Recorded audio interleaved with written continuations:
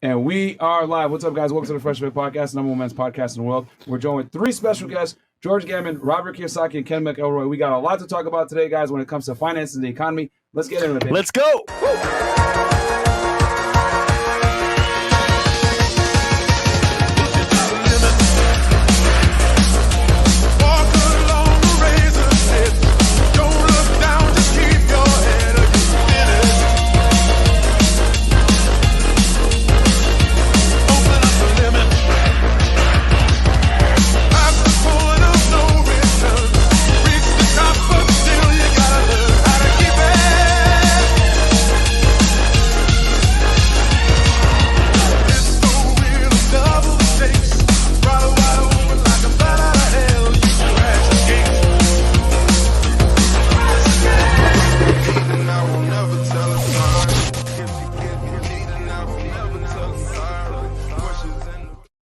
We are back. We are back, guys. What's up? Welcome to the FreshandFit podcast, number one men's podcast in the fucking world. We got three special guests in the house, guys. So I'm going to just make one announcement. Patreon.com/FreshFit. Get all the behind the scenes content of us kicking out annoying ass bitches. But anyway, without further ado, my God. All right. Already. Right there. But without further ado, guys, let's introduce the special guest in the fucking house. We got three guys on the panel that I admire and respect, man. Listen, legends in this space, adding so much value, and they're here on the platform. Shout out to everyone here on the panel. And for me, as a real estate investor myself, controlling quite a bit of properties now. I bought 8 properties, and it's, these guys inspired me. So this is huge for me, guys. And I know a lot of you guys out there are like, holy fuck. So we're going to go ahead. If you've been living under a rock, you don't know who these guys are, we're going to have them introduce themselves. We'll start with George and work our way this way. Welcome back, George. George, who are you, bro? Thank you for having me. Just some guy on YouTube. I retired in 2012 and I got into macroeconomics, became passionate about it. And in 2019, I started a YouTube channel. Then in 2020, started the Rebel Capitalist Show, which is now a podcast. And we do Rebel Capitalist Live, which is a big conference that we're doing this weekend. And it's just all about investing and understanding the world of macroeconomics better and just kind of giving people the economic red pill is what Rollo and I talked about last night. Rollo's on the house as well. Shout out to him. Rollo, Sterling, and Justin as well. Yeah, we got some special guests in the background, man. Shout out to them as well. Rollo, Tomasi, Sterling, Cooper. An all-guy panel. Yeah. Rare. Bunch of dudes in the house. Just chilling. Uh-oh. All right. The legend himself. Robert Kiyosaki. 25 years ago, I wrote the book Rich Dad, Poor Dad. And I could see this financial crisis coming back then, but I didn't think it'd be this bad. But anyway, I'm happy to be here. I'm quite impressed with your studio. Thank you. Fantastic job. It's most admiring. I just like sit behind and record stuff. But yeah. And Ken? Yeah, thanks, man. Thanks for being on. First of all, I love your show. Gosh, I started buying real estate in the late 80s, right? Just out of college. I started managing them first, and then I started buying them. And since then, our company's been in business. My recent company, this is our 20th year. We've done about $3 billion in assets. That's office, multifamily, single-family condos, industrial, and come again. You said storage. $3 billion? Yeah. Where am I living right now? Okay, lovely. Yeah. So, sheesh. Yeah. So we got about 10,000 apartments right now, and do a lot of land development. And started my YouTube channel in 2019 when the pandemic hit. And I honestly, I didn't really have any time, so I was like, shit, I'm home. Might as well do it. Started it. And obviously a couple of the videos went viral. And next thing I know, I'm here on your show. Wow. That's amazing. It's been fun. Yeah. Yep. Now, his YouTube channel is one of my secret weapons that I watch. You and Chris Kahn, man. And I also watched the Rich Dad Poor Dad channel as well. And the show you guys did last week was fantastic when you guys were breaking down where we are now, which leads me to my first question. Yeah. What is going on for someone out there that doesn't know? They just know inflation, gas prices. Yeah. They don't really necessarily know what the hell's going on, though. Yep. They see what the engine's fucked up, but they don't know why the engine's messed up. We can start here and work our way there. Where are we right now in the market? Yeah, so that's a fair question. So first of all, George is going to talk a lot more about this, but basically we're in asset bubbles all over the place. So it's in crypto, the stock market, certainly in real estate. So, and the normal real estate market for single family is, 4 to 6 months of inventory. That's normal. So everybody kind of forgets that. So like I live in Scottsdale, and there was a funny, the TV The gal on TV came out and she said, "Oh, inventory's way up. It's up a third." Well, they were at a 10-day supply. Now they're at a 30-day supply. You know what I mean? So it's up a third. I was like, okay, went from 10 days to 30 days. It's still not healthy. Like what's healthy is 4 to 6 months. That's the average time it takes to buy something. So, we're far from any kind of a crash. That's for sure. Okay. From a real estate perspective, or would you say overall? I would say overall, Okay. I think there are definitely cities that are losing people. Migration, right? Okay. There's no question around that. Seattle. California. I'm from Seattle, Portland. A lot of California, Chicago, New York, areas in New York, certainly. But, and then on the commercial side, which is pretty much where I hang out, there's definitely some price adjustments happening because of interest rates for sure. And I'm going to talk a lot about that at George's conference tomorrow, actually. So, Yes. He's not talking about the stock market. He's talking about the real estate The market. real estate market. Do you want to tell them that story about your buddies with the deposits? Yeah. That's pretty powerful. 100%. So here's what's happening. Like if you had something in escrow, say 60, 90 days ago, right? And it's all underwritten. So you're like, okay, this is what it's going to produce. The only missing piece was debt, right? Mhm. And you can't really get the price debt. of the debt. Yeah, the price so of the what debt. he's saying is you got the cash flow. You're buying the cash flow. So Kenny's buying a $70 million apartment complex. So you get the financials and it's throwing off X amount of cash. Mm-hmm. So they're pricing the deal based on that cash. Yep. But if the interest rates go up, now all of a sudden your cost of debt goes up. That's going to Bam. decrease the cash flow. Yes. So you got to decrease your price. That's Right. what Kenny's saying. Gotcha. So the economics change. I like to shout to you. Yeah. He's like, let me break it down further for you. Yeah, because Ken is such an expert. It's like, okay, No. the debt, everything. People might be like, "Oh, what's going on here?" Yeah, So George is right. Yeah, so the cash flow we thought we were going to have is way down because the cost of the debt is way up. So what happens is real estate's getting repriced at the commercial level because buyers buy on cash flow. Yeah. And when cash flow is lower, then they're going to pay less. So it's really that's happening right now, and with these rising interest rates. So it's going to be interesting to see how much that impacts things. Yeah, and I you think want the to tell them that audience. story? Oh, go, We Please. just got back from Belize. mm-hmm. Kenny and I were speaking at an event down there, and Kenny, we were on his plane, and he was talking about how a lot of his buddies are in the space, Mhm. and the interest rates have gone up so quickly, and how that's impacting a lot of the deals that are in escrow. And I think that when you told me that really was profound. So what happens is, this is how out of control it got in my area. There would be 30, 40 bids on one project. Whoa. Mm. Then it would go down to a best and final and all that. And the seller was really in a very good position. So you were having to put up 100,000, 500,000, even $1 million hard, non-refundable day one just to get the deal. So Wow. that's the space we just came out of. It's been that way for 2 years. $1 million, $1 million bucks. non-refundable. Non-refundable. Yeah. Cash. We've done that multiple times, and so that's just to get a deal. Now, if there's a lot of value add to the deal, you do that deal. But at the time, we didn't have to worry about these interest rates. Yeah. So what's happened is the interest rates have changed so much, and the cash flow has been adjusted so much because of that people are walking away from their deposits right now on the commercial stuff Mhm. because they're like, you know what, we'd rather walk from $500,000 than buy this project Wow. because the economics have changed so much. Wow. That's Oh, how that's much. free money. That's how much the Fed raising interest rates matters. Yeah. Yeah. Yeah, and on the commercial side, as I'm a residential guy, I'm not advanced enough to get into commercial. I'm working on commercial, but I have 8 residential properties myself, and what I notice is they're more concerned with the actual buyer, like your credit history, your personal background, Correct. versus on the commercial side, they're more concerned with like Cash flow. Yes. how much money is it going to make? Okay, your credit isn't that great. It doesn't matter. You're buying a fantastic property that's going to cash flow. You're going to be able to handle the debt, Yep. no problem. Yep. So I think the audience needs to understand that when it's commercial, it's another game. You know Yeah. what I mean? And you also have to think about the domino effect there, because if that deal doesn't go through, now all of a sudden they're employing a lot fewer people to do like the rehab on each one of these units. Yeah. And that trickles down throughout the entire economy, Mhm. and that brings down aggregate demand or consumption, and that's definitely going to impact GDP. I bet we can get to that later. Fantastic. Hmm. Okay. All right. What's your thoughts on what's going on right now Current market. with current market and everything like that?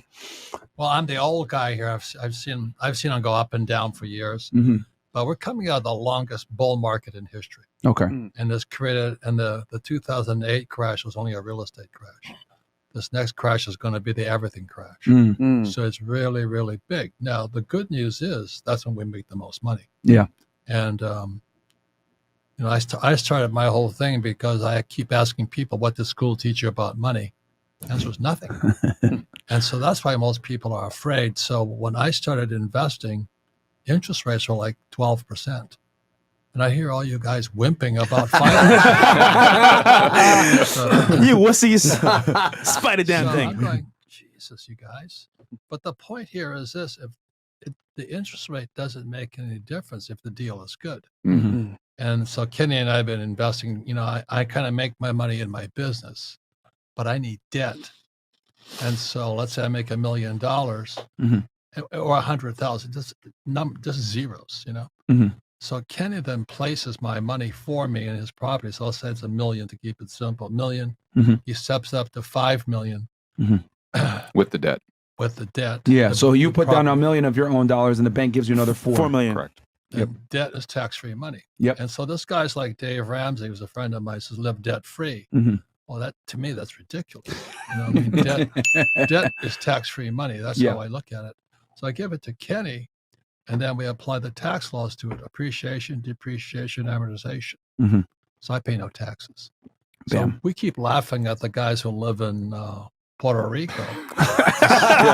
Puerto Rico! If you were a real investor, you don't have to live in Puerto Rico to pay no taxes. Wow. Because America is really a tax-free. It was started as a tax-free nation in 1773 with the Boston Tea Party. Yeah. And so this AOC gets up there and say tax the rich. Well, she's a communist. Mhm. You know what I mean? Only communists want you to pay taxes. We don't pay taxes legally. Yeah. And I say Legally. that legally simply because I don't want to go to jail and be somebody's Of course. boyfriend. You know what I mean? Not a second Anyway. time. This guy can't. Hey, $20 is $20. So we can tell Logan Paul come back to the U.S., right? Well, the thing is that like what I've noticed, and you just literally had like a connection right now in my head. A lot of these influencers, they don't buy real estate; they buy crypto. Crypto, you're right. They maybe invest somewhat back into their business or whatever, but they don't necessarily buy hard assets like real estate. So a lot of them have to do what? Go to Puerto Rico to kind of lower their tax offset their tax liability. Logan Paul, we need you back in America, brother. We got you. Robert has your back. Sorry, go So ahead. when I say people, and I had a rich dad, who never went to school. And a poor dad was a PhD from Stanford and all that. They don't know anything about money. So my rich dad started teaching me about money as a kid. Mm-hmm. And that's why I keep asking people, what does school teach you about money? The answer is nothing. And then we have these guys with PhDs, and I think they're really smart because they went to school. Mm. And that's from my charming personality. I ran into a big Karen the other night at a bar. Not the Karen. Yeah, we ain't but 5 minutes into the show already. Let's Karen go. 2.0. I mean, she's a Rollo Tomasi fan, Yeah. I'm sure she was. Yeah, I'm sure she was. Yeah. Uh-oh. But She wasn't monkey branching either. She doesn't know who I am. Yeah. So she comes up to me and she's a big Karen. Yeah. And Man, the harpoons. she says, do you realize I'm a school teacher with a master's degree? Oh God. I mean, that's the worst thing she could say to me because know I who know I she's am? stupid. Yeah. I mean, what does school teach you about money? Nothing. But the trouble is they think they're smart. Yeah. Yeah. And that's the problem. When you Yeah. think you're smart and you're not, that's the problem. So my lesson to everybody listening, be careful who you listen to. Mm. Because when it comes to money, everybody thinks they're an expert. But the reason I hang out with Kenny and George is because they are. Mm. Right. And Yeah. I learned from these guys. Yeah. So that's really the best lesson I can give people is be careful who your teachers are. Yeah. That's great. Yeah, Yeah. And I watch all three of you guys because there's always someone that knows more than you, God, and coming from myself as a guy, and I'll tell the audience this real fast. Guys, I used to work for the government, right? As you guys know, I used to be a special agent of Homeland Security, right? And, I was making, 100 grand, 120 grand per year. Mhm. And I was paying like 30, 40K in taxes. Then I became an entrepreneur, started figuring out real estate, etc. Pretty much like 10x the money, and I'm paying the same amount of taxes now. Mm. And that's when it hit me. This is how the fucking wealthy stay wealthy. Yeah. Because they're able to procure assets that give them the ability to mitigate their tax liability. And then bam, they're able to make more money, pay less in taxes. And there's people out there, like you look at like Donald Trump or whatever, people want to talk shit about him. Yep. He's a genius. He's able to pretty much avoid taxes legally Legally. by creating jobs, creating real estate, being able to, create a cornerstone for the American economy. And this is how entrepreneurs and real estate investors and business owners end up paying less taxes than their employees. Yeah. Robert, you made a good point. There's no I in team. So you having a team around you that experts in the area, they know where to go and what to do. So it works out. Yeah, man. This is a power team right here, man. So now, as I learned in school, that everything they teach you in school, don't do. So like, no, that's true. Serious. That's so true. I'm serious, because I was a dumb shit. I still am a dumb shit. I mean, we all think differently. So I was sat next to the smart girl. You know, in school, that's called cheating. In the real world, it's called cooperation. So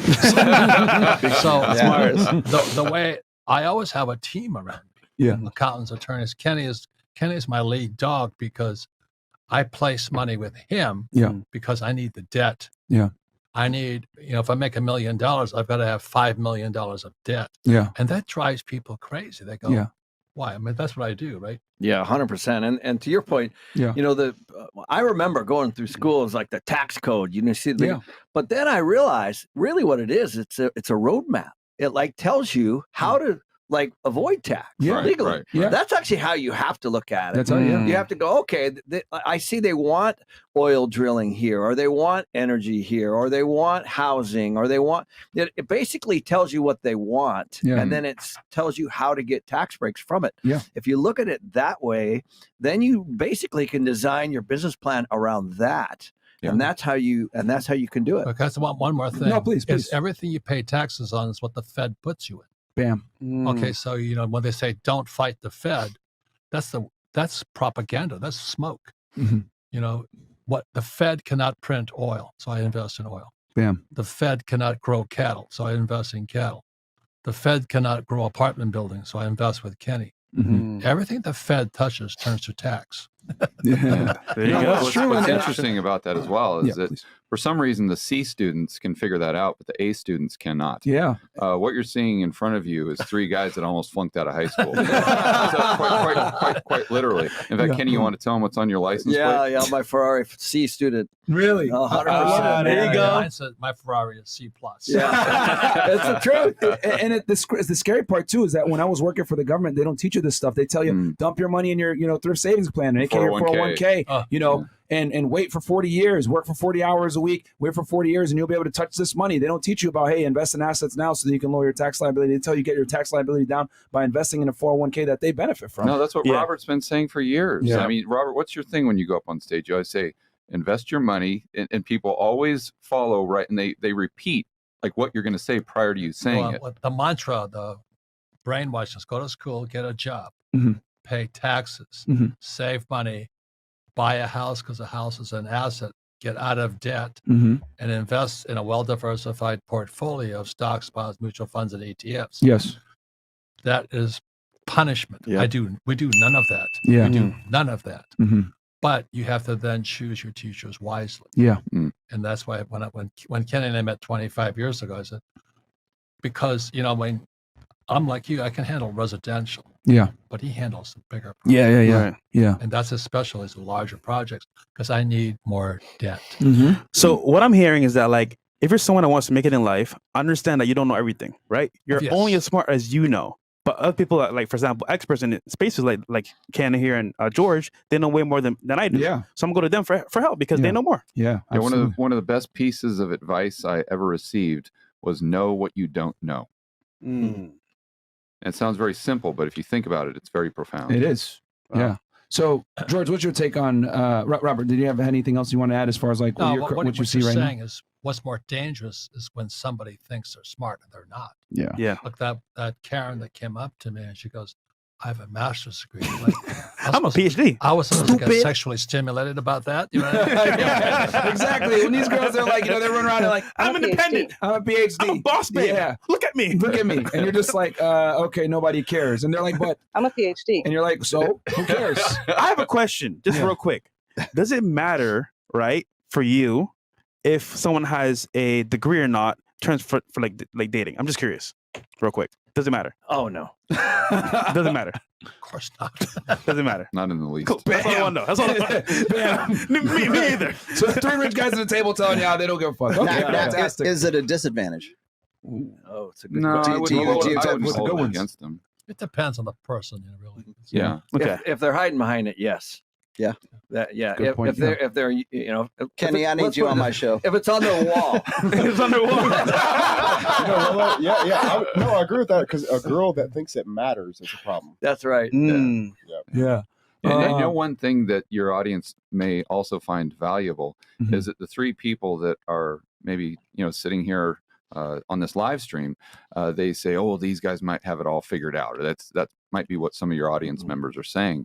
But in reality, you won't find three people on the planet Earth that are always trying to learn more Mhm. and as aggressively as we are. Robert's 75 years old, and it just astonishes me every single time that he texts me at midnight or something like that because he just read a new book or saw a new YouTube video, Yeah. and he's just trying to increase his learning. The very first Rebel Capitalist Live conference I had the opportunity to introduce him to now one of our good friends. His name is Jeff Snyder, who is an expert on the repo market and the global monetary system. Mm. And Robert just sat and talked with him for probably an hour straight in the green room, just trying to understand the global monetary system better and better and better and better.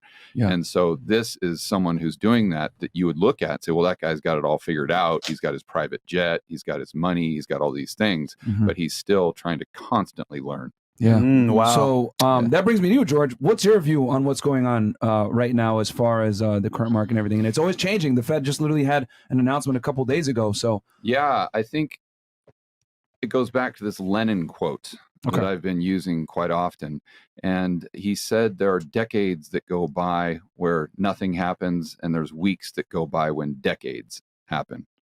And Great, that's I think profound, yeah. that's really what we're living through right now in 2022 as far as the economy. Unprecedented. I mean, the Fed Mhm. just raised 75 basis points. Yeah. I don't think they've done that for probably 30 or 40 years. Mhm. We're going into what is most likely a recession. Mhm. And what is unique about this is that it's an inflationary recession. Mhm. In the past, we'd have a recession where inflation was actually going down, so they could come in and, quote unquote, print money Yeah. and try to prop up the economy.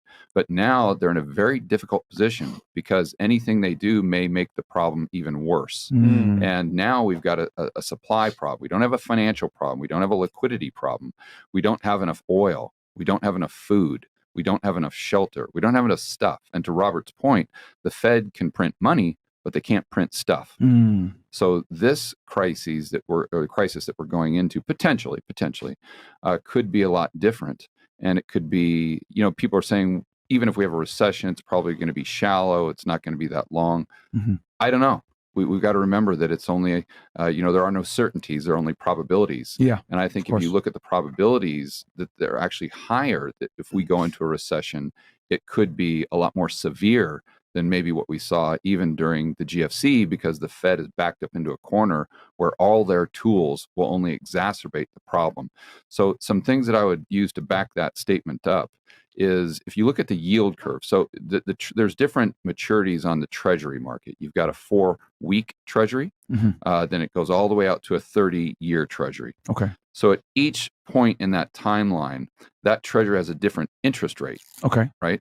So you would expect that the longer to maturity, meaning the longer someone is borrowing the money, the higher the interest rate would be because there's more risk. Yeah.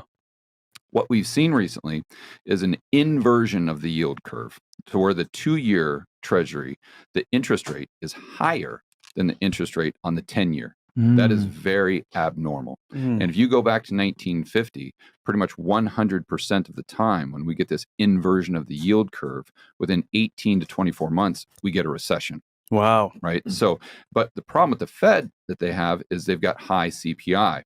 So the politicians know that they can't get reelected if the consumer And CPI stands for the consumer price index. Oh, yes, If the yes. headline CPI is at 8.6, people are really angry about food prices and gas prices. They know their probability of being reelected is very low. Mm. So they meet with Jerome Powell, say, hey, I have to do something. So Jerome Powell believes in something, or the PhDs at the Fed believe in something called the Phillips curve. And this is basically, there's an inverse and this, their words, not mine, Mhm. inverse relationship between the rate of unemployment and inflation. So as unemployment goes lower, that puts upward pressure on inflation. Okay. So if they want to decrease inflation, well, they've got to increase the unemployment rate. Usually they would do this by taking interest rates and normalizing them. The problem there is that normalizing Fed funds, which is their overnight rate, is like 4 or 5%. They can't do that because that would completely implode the economy because the debts are so high. Yeah. So I just used a chart in one of my recent whiteboard videos that shows the net worth in aggregate total of Americans relative to GDP. So as a percentage. Okay. If you go back to 1980 when Paul Volcker raised rates to squash inflation, he raised them up to 18%. Yeah. When he did that, the net worth of Americans in aggregate total about 300% of GDP. Okay. Now it's over 600%. Okay. Of GDP. Damn. So the Fed looks at this and says, aha, what we can do to bring down the CPI, or in other words, bring up the unemployment rate, instead of normalizing rates, we can bring asset prices down. Okay. So they're doing that through expectations policy. They're doing that slightly by raising rates, but let's remember that rates are still only 150 basis points. And look at how much damage it's already doing to the economy. Yeah. You know, Kenny's talking about all these deals that are collapsing. People walking away from $1 million. The cap rates going up, the price is going down, and this is with interest rates just going from 75 basis points up to 150. What happens if they normalize and go to 5%? And that's when the whole house of cards come down. So I think they're trying to bring down asset prices without imploding the economy, or they're trying to bring down inflation through asset prices so they don't implode the economy. And they're doing this through quantitative tightening, which is the opposite of quantitative easing. They're trying to reduce the size of their balance sheet, and they're trying to talk tough. Right, we're going to get tough on inflation. And then you always hear them mention Paul Volcker. And they're doing that so the market believes that they're going to continue to raise interest rates, even though they can't to a certain level, to, again, bring down those asset prices, increase unemployment, to bring down the CPI. This is their game. And this is why, or one of the main reasons, you see cryptocurrency going from a $3 trillion market cap to an $800 billion market cap within the span of what? 2 months or something like that. And you could see the same thing with the stock market. And gradually, over time, you could see the same thing with residential. Now, it starts with commercial, like Kenny was saying. But will that trickle down to residential? I don't know. I think you've got to compartmentalize things. But that's what I think your audience needs to be cognizant of over the next 6 months to a year. Yeah. And I think this thing saving residential is that we're about 5 million homes short. The starter family home, the 3-bedroom, 2-bath is like that starter family home that we're significantly down under because people are prioritizing commercial properties to build. So they're not building, those starter homes. Because you can't make any money there. Can't make any money. So there's definitely a supply side problem. Which is good for real estate on the residential side if you want to do starter homes. Right, I guess. but you've got to also acknowledge the demand side of the equation. Yes. Because it's supply and demand. So it is possible for them to bring down aggregate demand to a level to where nominal prices would still come down, even though there's historically low supply. It's just, will they take rates that high? They're using a blunt instrument. Right. This is not an X-Acto knife. They're just trying to take a sledgehammer to this and keep their fingers crossed. So, by bringing down asset prices and CPI, does that break the market to the point where that will decrease aggregate demand for the residential homes to bring down nominal prices, which is what they don't want to do? I don't know. We'll have to see how this plays out. But the average investor just needs to know that right now there's a tremendous amount of risk in asset prices. And you just have to set up your portfolio to make sure that you're limiting your downside. So when we come out of whatever we go into, and again, there are no certainties, only probabilities. But when we come out of this, if we go into a recession, that they're going to be prepared to take advantage of the massive opportunities which present themselves, which is exactly what Kenny and Robert did during the GFC. And I don't know if you want to tell that story, but they made hundreds of millions of dollars. This is a 3-beer discussion, I think. So what we did in 2008 is the fundamentals are quite different, obviously, back then. But the one thing I do want to say is residential, single family, and multifamily are very different. Because it's it's counter-cyclical. In other words, if people are coming out of single family housing because of affordability, or they can't buy it because the rates are going up and the prices are going up, they're actually going into the rental side of the multi. And you made a video on this, which was fantastic, by the way. Yeah, they're very, very different. So what happened in '08, kind of similar. '08, people lost their houses for different reasons, right? They you could fog a mirror and get a loan and pretty much buy a home, right? I mean, when the checker at Target is talking to me about I'm a realtor and I'm buying real estate, I'm like, okay. That's how it goes too. That's how it goes. Anybody, bro. It's time to get the hell out. 2008. So boom, it popped. We all know what happened is they all flooded into rentals, into multifamily, right? So they moved out of single family into multifamily. The U.S. was on sale at that point, right? Everything was going back to the banks, and also the banks were very wounded. So what I did is I went up to Canada, and we raised money through what's called the RSP. Basically, their 401k. It's the retirement savings plan, the RSP. We went up and put together a series of $100 million funds, and we started buying real estate, multifamily in Texas. And we started buying 200, 300 unit projects. We still own those today. Yeah. But so we waited for them to correct. We bought them from the bank. We got the money from a different country because at the time the dollar was imploding and the Canadian dollar was rising as a result of the U.S. dollar going down. So those Canadian investors had more purchasing power. Right. Wow. You got to understand the genius. Kenny's just kind of glossing over it, but this is pure genius. Yeah. You know what? So literally the dollar's going down. So you went up to Canada, got a bunch of investors. Because their dollar's stronger. They're like, the U.S. is on sale. Our dollar is really strong. I'm like, come on over. Wow. And this is why the Canadians are buying so much real estate here. Yeah, that's right. Yeah. That's literally genius. So you go and get investors in Canada to fund your projects. Yes. And bam, you're able to use a stronger dollar to purchase that stuff back then. So that's what I did while the banks were kind of repairing their balance sheets during that period of time. And we still own all those buildings because I'm a buy and hold guy. So, back when I was in my 30s, I was, doing condo projects and all that kind of stuff and had a lot of capital gains. And at the end of it, after 10 years, I'm like, man, I made a lot of money, but I paid a lot of tax. And I got to do it again. So that's when Robert and I met.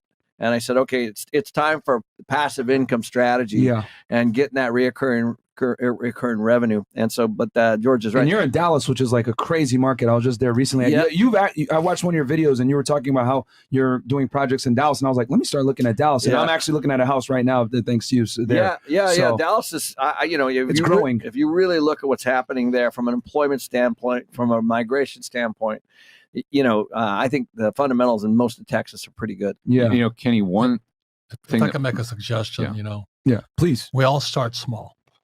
And Kenny has a book. He has 3 books, ABCs of Real Estate. I start with that. I think the biggest mistake that people make is to go get a real estate license. And you don't learn anything about real estate investing. Yeah. And it's a completely different world. And I mean, this especially when, I'm going to become a realtor and then they want to sell me real estate. They don't know anything about investing. They might be good looking, fresh and fit. Fresh and fit, baby. They got nothing up here. Yeah. So I would get Kenny's book. Start with the ABCs. Yeah. And the key to his success is property management. Yeah. See, what stocks have over real estate is you don't have to manage the stock. Yeah. And then he has the ABCs of property management and then the advanced guide. And that's where we use debt to finance out equity.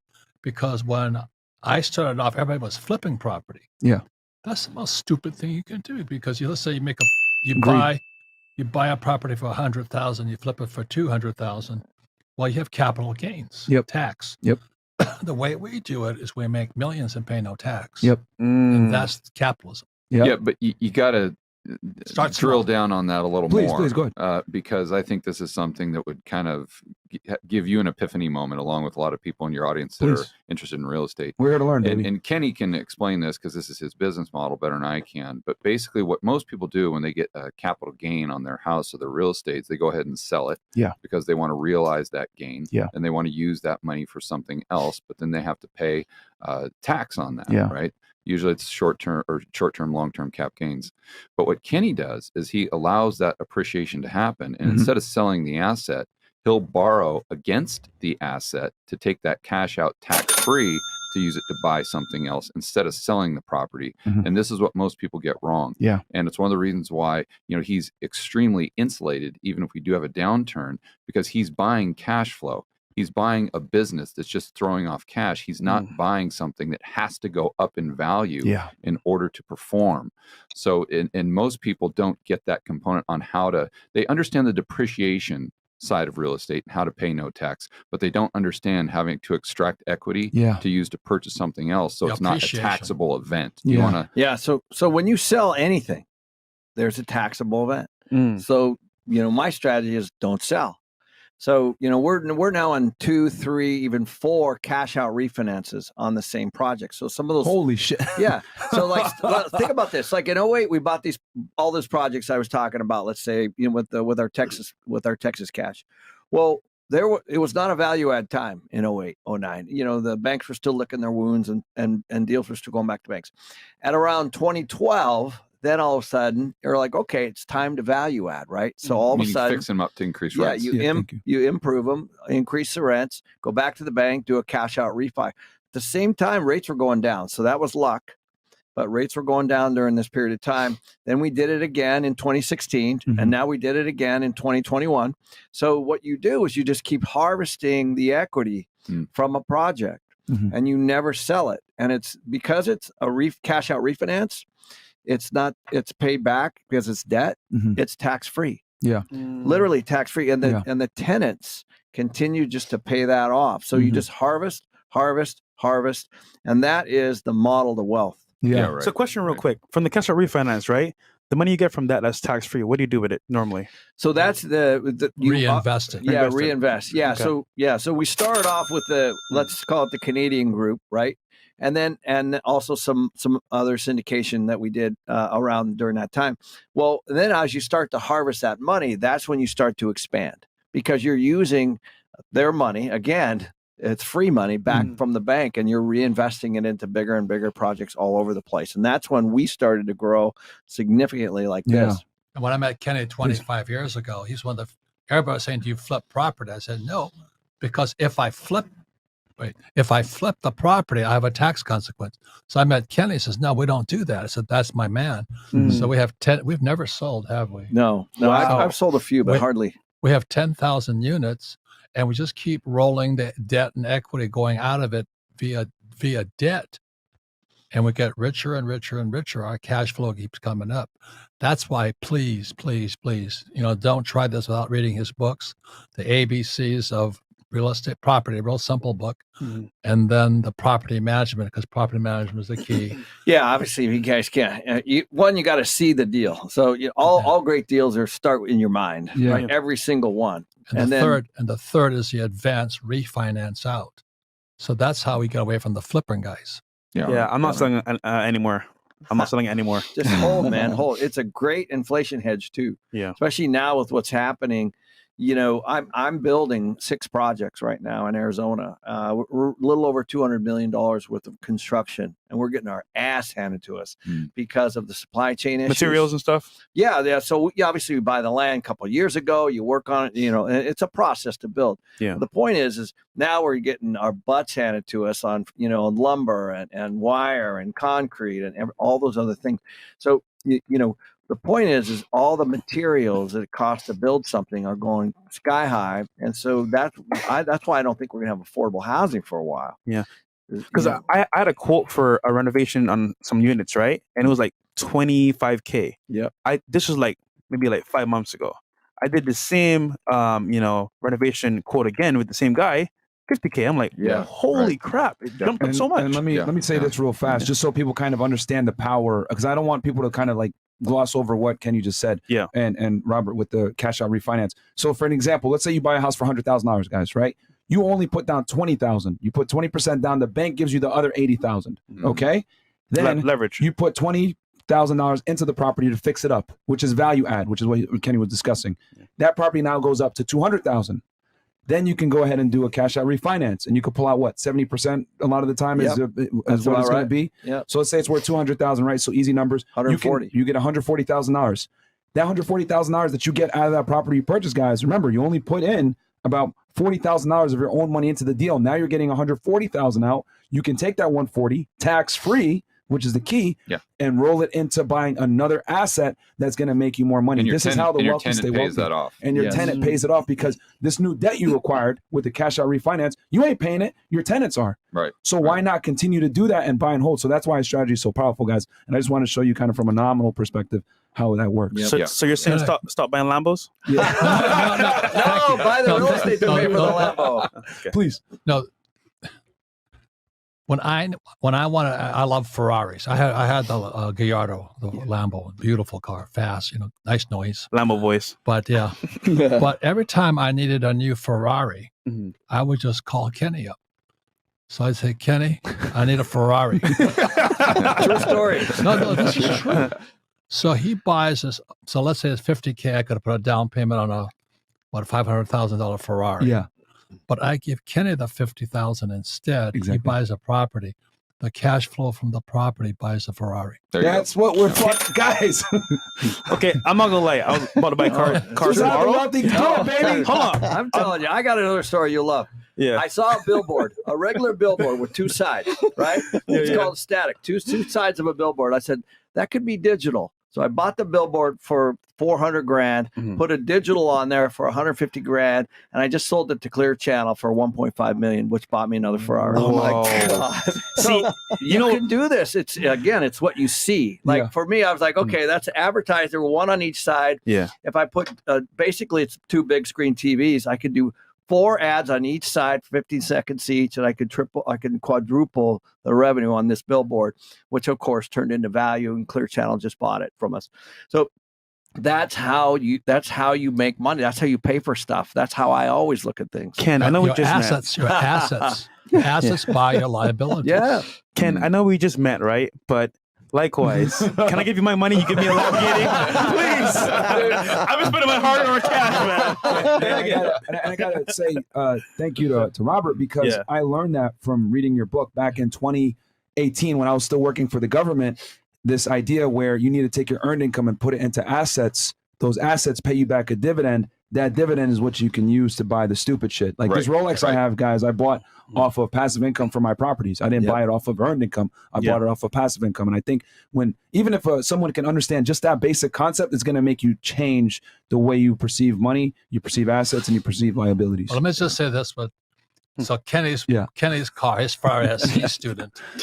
I wanted C- to beat him. That's the truth. He goes, I can't believe he got that. I'm But like, some son of a bitch got C-, so I had to take C+. That's funny. But it's just an FU to the school system. Yeah, It is. yeah. It is. They It don't is. teach you this in school. No. Like I literally, my entire life, I went through college. I avoided drugs. I went to the, really made sure to be that model class citizen, get my security clearance, work for the government, be a good guy, which I still do to this day, obviously, Yeah, right? it's good. You live a certain good lifestyle. character. But they don't teach you about how to earn money and save money and be able to actually create wealth. They teach you how to just kind of make it. Yeah, barely make it. Barely make it. Because $100,000 nowadays, man, is not that much money. What's the job? Correct. Just over broke. Yeah. that's So what it's it is. funny. Yeah. At my old job, right, I had a license plate on my Toyota Corolla. It says CEO Life, right? They laughed at me making jokes. 5 years later, it's on a Lambo now. nice. But my There you mentor, go. he has a license plate that says no degree, which is funny as hell too. I love it. Yeah, it's very true. When I retired in 2012, I didn't know anything about investing. I didn't know anything about macro. I didn't know what the Fed was. I didn't know what the yield curve, nothing. But I knew that I had X amount of money in savings. And I'm like, I need to buy something that pays me enough to own it to cover my monthly expenses. Bam. So I don't draw down my savings, and that buys me time to figure out what I want to do. Mhm. So that was my number one priority is get my money working for me to the point where it would pay my monthly expenses. Mhm. So I'm not having to work to pay my monthly expenses. My money is working for me to do that. Bam. And Ken, you were telling that story about the Texas investing. Did you didn't get to finish that? Yeah, right. So Yeah. So anyway, so Then I what- got a question Yeah, after for you guys. we were talking about this last night. Robert and I went to the Versace mansion, had a great dinner. We were talking about the velocity of money. Yeah. So what happens, what people don't understand is that once you get that money for that first one, and you create value, Mhm. like you did for your Rolex or whatever it is, you start to roll it. I said, I'm going to go back and take a look at like when you first invested with me and see how far it's gone. Yeah. Because that first 200 grand or whatever, invested, I can't remember the number. It's grown significantly tax-free through a number of different projects in the 20 years plus that we've met each other. And that, I think a lot of people don't think about. After that first project, you actually have your money back. You do. 100%, it's back. But you still own the project. And so you just keep rolling it and rolling it and rolling it. And what happens is it's the power of compound. Yeah. I'm telling you, it's that's it. We control 10,000 units. But the cash keeps coming in from my businesses. Bam. I got to keep calling him up or my other friends up. I need more debt. Yeah. And you see what people are telling you is get out of debt. Yeah. Rather than how do I use debt to buy another asset? The asset throws off more cash flow than I refinance out again. Bam. And what was happening since 2008, the interest rates kept coming down and we kept getting richer and richer and richer and richer. Yeah. And it's capitalism at its best. And so that's why your friends are most important right now. Yeah. And don't listen to real estate agents. If they knew what they were doing, they wouldn't be real estate agents. You know what's funny? Yeah. Like, you'll talk about real estate, right? And they'll be like, hey, do you have your license? I'm like, no, I'm an investor. It's like, you need your license? Like, no, you don't. Hell no, you don't. You really don't. No, you're right. The Yeah, license to gets take in the way. Yeah, and to take it to, I think, the next level is once you kind of understand the real estate game, if you can overlay a good understanding or level of comprehension around macroeconomics, that just gives you an even greater edge. Because then you understand what Kenny and Robert are referring to, but then you can also say, okay, where are we in the cycle? And therefore, how much, if I'm taking out equity, should I do that at a 40% LTV? Should I do that at a 90% LTV? As far as all this cash flow that I have coming in, should I just kind of park that on the sidelines right now to take advantage of some opportunities if we go into a recession? And that's what Kenny does extremely, extremely well. So a lot of guys are real estate guys. Now I would say Kenny is just properly legit. A lot of guys claim they're real estate. They're not managing $3 billion. Right. Exactly. So Kenny's, but why has he got to that point? Because he's been able to leverage not only the edge he has with the knowledge of his business, but also understanding the macroeconomics and all of these cross currents that are happening with the dollar, with the Federal Reserve, with quantitative easing, with the government coming in and deficit spending to the tune of $5 trillion in 2020, potentially a central bank digital currency, and then also the yield curve. So he's able to take his knowledge at a local level or within his business and layer over that understanding of macro, which gives him an even more significant edge over his competition. And that, I think, is crucial for your viewers to really understand. I'll add to that. Yeah. A perfect example you gave on a video that you made was buying B-class properties, not A. Yes. And the reason why is in a good school district. Yes. And That's the right. reason why is because the people that can't afford a home necessarily in that area, well, they can afford the rent in that area. Right. Especially with interest rates going up, they might not be able to buy a home, and they're not going to afford the luxury apartments, but they can go B or C, and you buy apartment complex in that area with a good school, which is critical because good schools is a big reason why people live in certain areas. I mean, hell, I remember when I worked for the government, everybody around me was older, and they moved out of the Miami-Dade County so that they can be in Broward or West Palm County simply for the schools. That's right. Yeah. So when you have a good school district, that's a huge component as to the value of your property. And that was huge that you're saying, hey, good school district, B to C class type property, so that if the interest rates go up or people can't afford things, they can at least get into your property and you can be at a competitive rate. Correct. Well, that's what George means when he says understanding the market. But now we know why school is One useful. more thing to Please. please. Start small. Well, how big was your Yeah, first? my very first deal, 2-bedroom, 2-bath, I used my own money. And then, of course, I was out.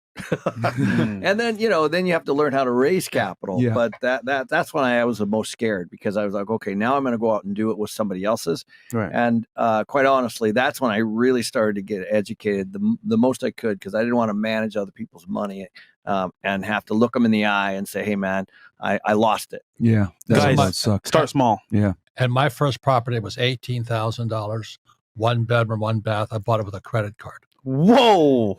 What? I remember reading that in your book. Yeah. Yeah. And Wow. but it blew my brain cells apart. I went, first of all, as George will test, there's no money in that credit card anyway. I know. There's actually new zero money. in there. It's actually new money. It's credit. And so I buy this $18,000 unit. It was in foreclosure on Maui. Yeah. On the beach. I mean, I wish mistake. I sold it. That was a mistake I made. I should have kept it. But $18,000. I made $25 off of debt. My brain fried. Yeah. But the trouble is, what Kenny's advantage is, he can manage big properties. Mhm. Yeah. So you and I are still small properties. You know what I mean? Mhm. One bedroom, the houses and all this. So when I met Kenny, he had property management experience. That's why his book, Property Management, is crucial. Yeah. Because you can't expand if you're the guy fixing the toilet every other week. You know what I mean? Yeah. You Right, can't. right. So can't. it's all leveraging through your friends, but start small. That's Yeah. my message. And leveraging a team. I mean, what Robert does so well is he has his brand, the Rich Dad brand, but then he has the Rich Dad advisors as well. And he has a fleet of people around him that are absolute experts in what they do, which makes what he does even better.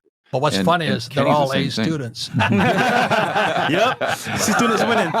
Yeah, but Kenny does the same thing. I mean, Kenny's got over 100 employees? Yeah, 300. Yep. 300 Wow. employees. Fantastic. And he's got people that are specialists in every single area, to the point where he doesn't know really what's going on as far as the nuance at every single property. He just understands kind of the bigger picture and dealing with investors and whatnot, because he's hired the right people that he can trust that can do that job even better than he can. Mhm. It goes back to what I was saying. You got to know what you don't know. So I have a question for you, George. Quick transition over, because we talked quite a bit about real estate. What's Hold on. The supporters are chiming in a lot here. Yeah. Can you hold that real quick for them? Oh yeah. They've been super chatting a lot. Okay. Yeah. Because I know we're short on time, so I'll read, guys. I'll read 100 and up. Only. So we got here, Motley Investor. I'm retired in Puerto Rico now, thanks to Hex.com. This guy, bro. I used to be predominantly into real estate, thanks to Robert Kiyosaki and his book, Rich Dad Poor Dad. Thank you, Robert, for flipping the switch in mind that I need to take my money to work for me, not hard work for my money. There's not enough hours in the day to escape the rat race, being a Okay. wage slave. I'm blind. Okay. And then what else do we got here? Only 100, Chris, if you don't mind. Yeah. Because, guys, I don't want to take away too much from the show. Vaughn B. The cash flow board game and quadrant book changed my life. Once I put my actual finance numbers into the cash flow balance sheet and became a millionaire in the game, I knew I could do it in real life. So done. Shout out to Robert Kiyosaki, and that's from Vaughn B. Thank you so much. And then we got what else here? And guys, every single super chat's going to be shown on screen. It's just that we want to make sure that we get the most out of this because we're short on time. Yeah. School's in session. I've been passing on the gospel of Fresh Fit. Keep up the inspiration and knowledge. Fresh Fit fan forever. Guys, do me a quick favor and like the goddamn video because you guys aren't going to get content like this anywhere else. We teach you guys how to get girls, get money, fucking get in shape, everything, baby. Yep. The trifecta. No other YouTube channel helps you guys with this. How to network as well. So wonder what I was going to say. So we talked quite a bit about real estate, stock market. I know people want to know. What's the state of the stock market right now? Should people be running? Should people be selling, taking that money, putting it into real estate? Should they just hold it, grind it out? What's your thoughts on what's going on with that? I think your time horizon matters. Yeah. So right now it's probably oversold. Yeah. So maybe 2 weeks, 3 weeks, something like that might see a bounce. But again, I think you're battling an uphill battle with the Fed because they want asset prices to come down. So they're most likely going to be able to achieve that. So I would prefer to have more cash than I typically have, dry powder, to take advantage of asset prices that are lower in the future, stocks. All right. Now, but you've got to understand kind of the rules of the game. And so when I'm looking at stocks or housing or cryptocurrency, I'm never asking myself, what is the price going to do? I think that's a fool's game because it's really unknowable. Yeah. So you got to start by asking yourself questions that are knowable. Yeah. So that would be, is it cheap or is it expensive? This is something that Roll and I talked about yesterday as well. Yeah. So you can ask yourself, are stocks cheap right now? Well, just look at their historic PE ratio, right? Normally, let's say when they're cheap, it's at maybe 10. Yeah. And I'm just throwing it, they got to do the homework Yeah. themselves. If the S&P average PE ratio right now And what is does PE 25, stand for? price to earnings. Price to earnings. Yeah. So basically, how much cash are they throwing off relative to the price that you have to pay for the company? Bam, bam. That's So- a gem right there for the people. Yeah. If that's at an all-time high, or if that's still, let's say 25, and historically, the normal price, the reversion to the mean would be 15. Well, if it's 25, it's expensive. Mhm. If you see it dip below 15 to maybe 12 or 10. Okay, now all of a sudden it's cheap. And what's very easy are commodities. So right now I'm very bullish long term on commodities. I think they're probably overbought right now. So I'm not saying go out and buy. I'm not buying, but I've got them on a watch list because commodities run in super cycles of about 10 to 15 years. So I think we're in this beginning stages of a commodity super cycle that will most likely last till 2030 or 2035. So I'm just kind of sitting on the sidelines, a lot of cash, waiting for something to get cheap so I can go ahead and buy it when it does. And another thing that I think would be wise for your audience to consider is something I learned from Jim Rogers, who's my favorite investor of all time. He says, you always have to buy, panic, and sell hysteria, right? So a good example of that would be cryptocurrency, what we have seen. And, Justin was just saying that he bought some Bitcoin, and that may have been a good move.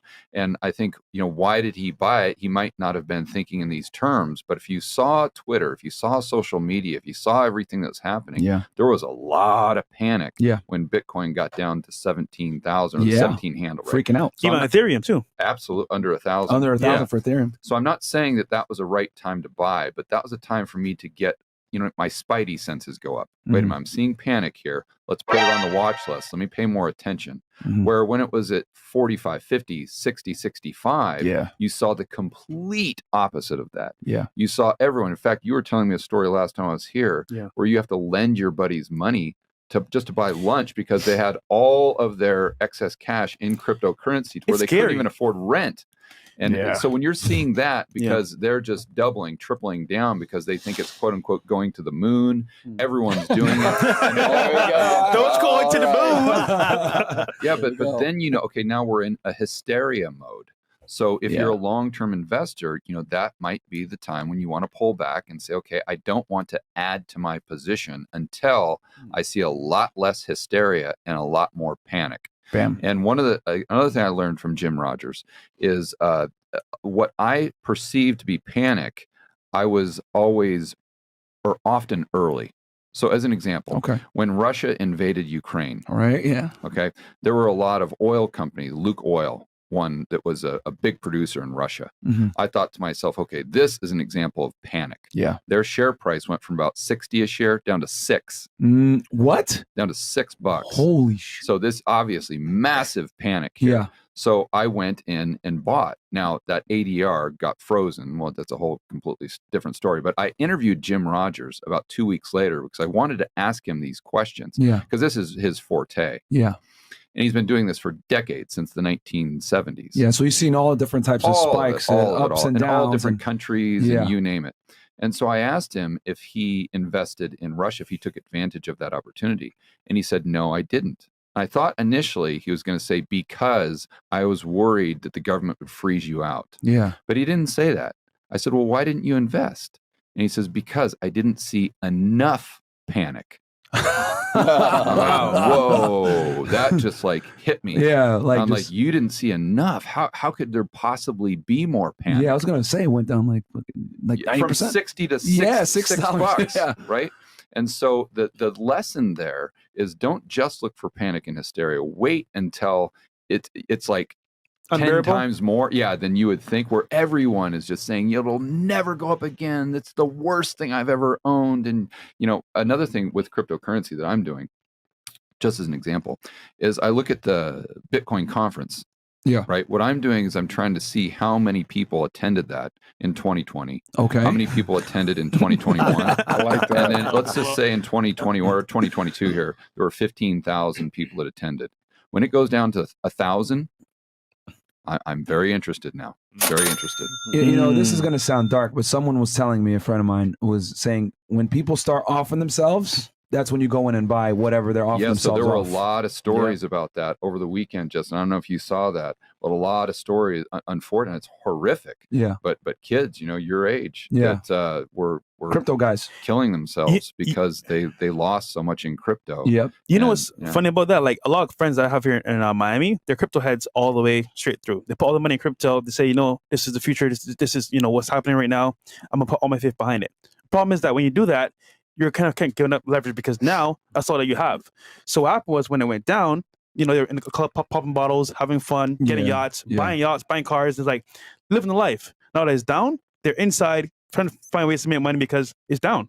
So yeah, and so another thing that is an opportunity cost that you have to factor into the equation.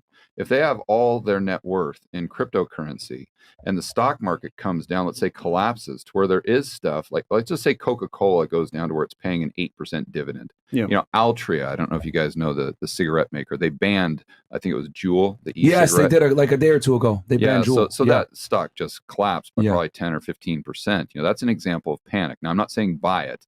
I'm just saying that might be an example of panic. But if you saw the whole stock market come down like it did during the GFC, like 50%, the S&P came down by 50%. And I remember Coca-Cola was trading like a 6 or 7% dividend yield.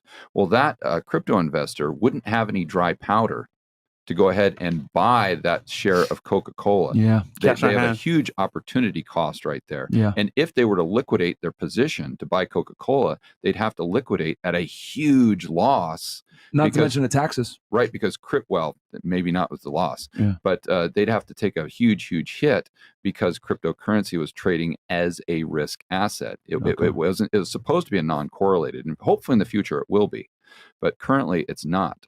So that's also something that your viewers really need to consider is if I do have all my eggs in one basket, I might not be able to take advantage of other opportunities. I mean, Kenny McElroy, I guarantee you, is sitting on a lot of purchasing power right now, so he can take advantage of potential opportunities that he may see in the area of multifamily real estate. That's a good point. Opportunity cost. I might add something because this shit's over my head. You know what I mean? I am a C student.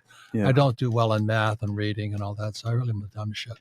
So I've always invested in what I like to invest in. And remember, whatever the Fed can't print, I'll invest it. Mm-hmm. So I've always wanted to be a Japanese breeding bull. Breeding bull? I'm on. One of his own goals. Isn't this One of his own goals? Do it. Isn't this the Flesh and Tits show? This is the earlier. So I'll tell you about what, a couple hours, it's definitely going to be the Flesh and Tits. Yes, show. Rolo. Yeah. No, so the last investment I invested is my friend sold his business. Another guy never went to school, and he bought himself a ranch. And he says, "You want to invest in a breeding bull?" I went, God, I've always wanted to be a breeding bull. You know what I mean? So he bought this Wagyu, a real Japanese Wagyu bull. What does one of them run? $500,000. What? One bull? Wow. Shraggy? Well, get the cash flow. It's called sperm flow. Oh. Every time that baby comes, Quite literally. it's $1,000. So Robert just underwrote a cow. So then you buy the Underwrote a cow. You buy the cows, and every time they impregnate them with whatever that stuff, the artificial insemination, all that crap. Yeah. So that's $1,000, but you own the cow, and the cow drops. That's more cash flow. Is it a tax write-off? No, it's not a write-off. I'm just saying, I'm a simple guy. I just understand breeding bulls. No, that's really cool. I mean, that's smart though. So you buy the I guess the Wagyu bull is $500,000, but every time it inseminates someone, it's $1,000. It's more than not every more than time. that. They can take one of his shots and chop it up, put it in cryon, Have babies. freeze it, and then they impregnate cows. So then I bought the bull, share with the bull, not own it, and then I buy the cows, and then I get the money from the sperm impregnating the cow, and then I get the calves. It's like breeding dogs, basically. Yeah. By a Frenchie, you breed the Frenchie, you sell the puppies, you make your money back times 10. Exactly, same thing. Wow. They always Bulls, though. Yeah, no, I like that, bro. So for all you guys out there that want to get married and fucking buy the cow, right? Like fucking idiots. You know what I'm saying? No, buy the fucking bull, milk it, all right? And make the goddamn money. All right? Continue to get the milk for free from these hoes. You know what I'm saying? Fresh, I keep telling you the to milk is stud free, out right? here. You're right. I keep telling you to stud out hero. It doesn't sound so crazy now, does it? I'll put my leg in my girls. No, man, that's fucking lit right The there. point is, it's infinite. Yeah. Once you understand the basics of cash flow and debt and macro and how fake the Fed is, you wake up. Yeah. And then you start to study. I mean, that's all we do. Yeah, yeah. And the one thing I would just encourage everybody to wait. You don't try to catch a falling knife. And everybody's trying to hit the bottom. You know, there's a process. And so every great deal I ever bought was negotiated with the bank that lent on it.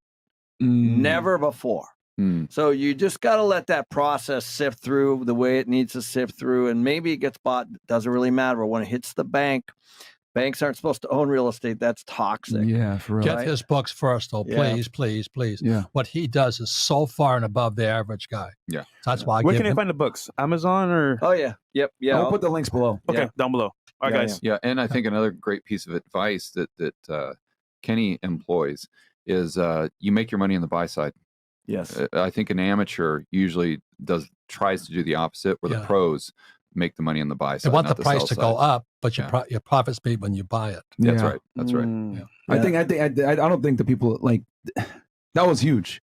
The money is made when you buy, not when you sell. Correct. Yes. Correct. And I think guys need to understand that. Like that right there is an investor mindset. Like I bought this asset, the money is made now. Versus when you sell it, yeah, you might get like a quick little, cash hit, whatever. You got to pay tax on it, whatever it may be. But if you like compound that over time, you would have made way more money. Yeah. What I always say is I like to buy $1 for 50 cents instead of buying $1 for $3, hoping it goes to $5. Bam. That's making money on the buy side. I never want to sell it. Yeah. We want to take the cash flow or the sperm flow or whatever it is, or the calf flow. Yeah, the capital. I don't want to sell the asset. Yeah.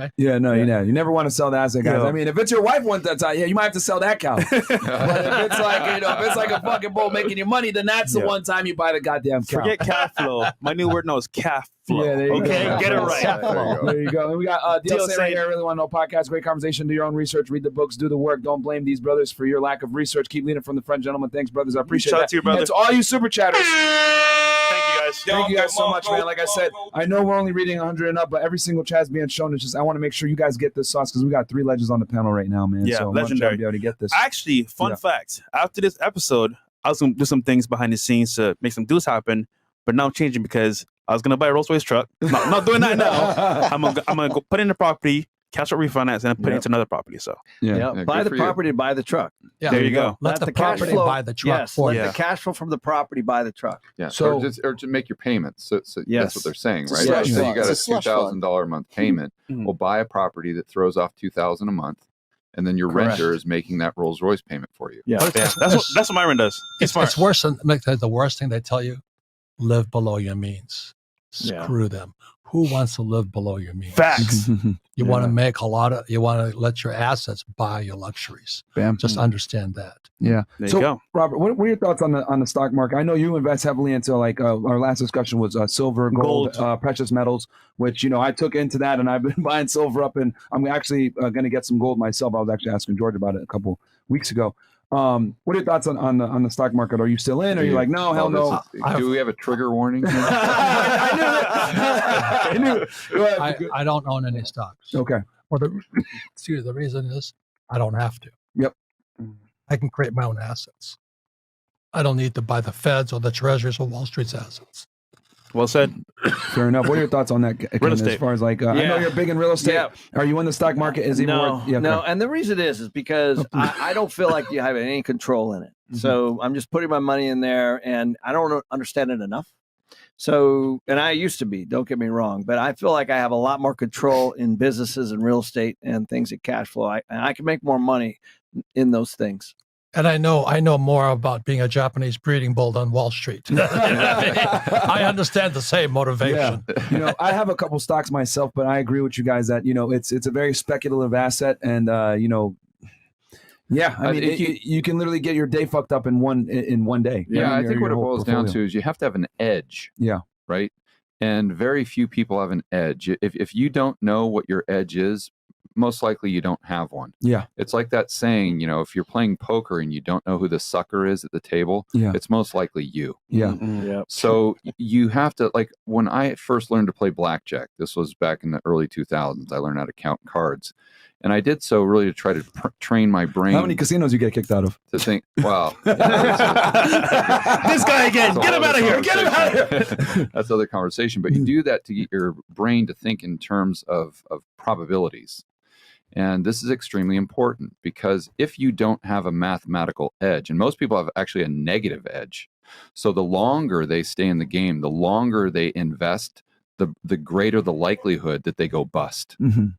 So if you have a mathematical edge, then what happens is the longer you stay in the game, the higher the odds are that you actually make money. So you've got to understand, A, do I have an edge? B, what is it?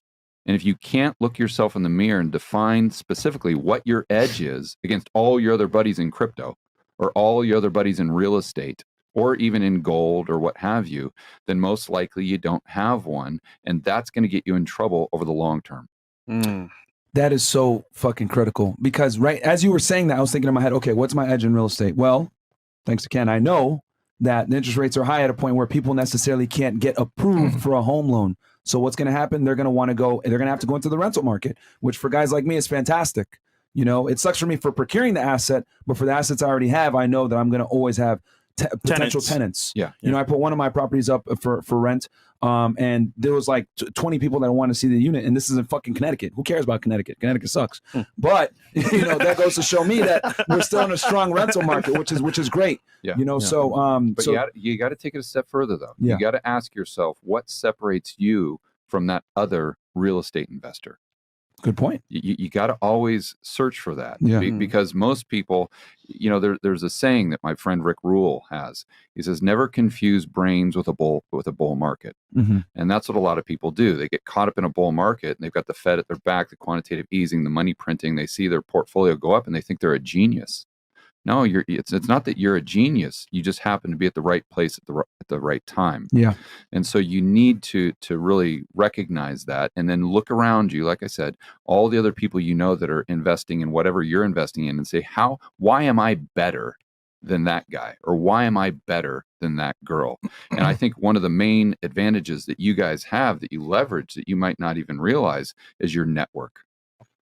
Yeah. See, one of the things that Robert and I talked about quite extensively at Kenny's last live event called Limitless is the concept of starting with a network and refining that network down to a community, which is more a personal relationship.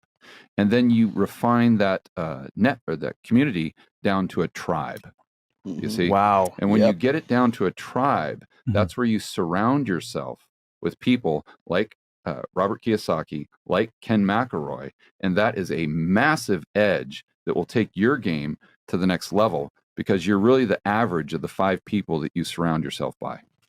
And who better to have a tribe than our guys on the couch? Yeah, shout out to them as well. It's a man. very good fact It's all there. about building tribes. And now you got my mind thinking like, how am I gonna? So now I'm like, okay, how am I gonna improve my situation where I have an edge on other landlords in the same area in Southern Connecticut where I'm like competing. Well, So one of the main advantages network you guys have is, let's say there's 100 other Myrons out there doing the exact same thing you're doing, right? And again, you can't confuse the brains of the bull market.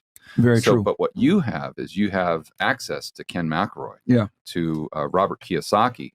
They do not have that. Yeah. Right. And you understand how good these guys are. So you can dive into their content. You can read their books where all those other guys think they know it all. Yeah, they think they know it all. Something else profanity, but they think they know it all. And they let their ego get in the way of learning instead of recognizing what they don't know. But not only that, when I invested with Ken, I wanted to see who his tribe was.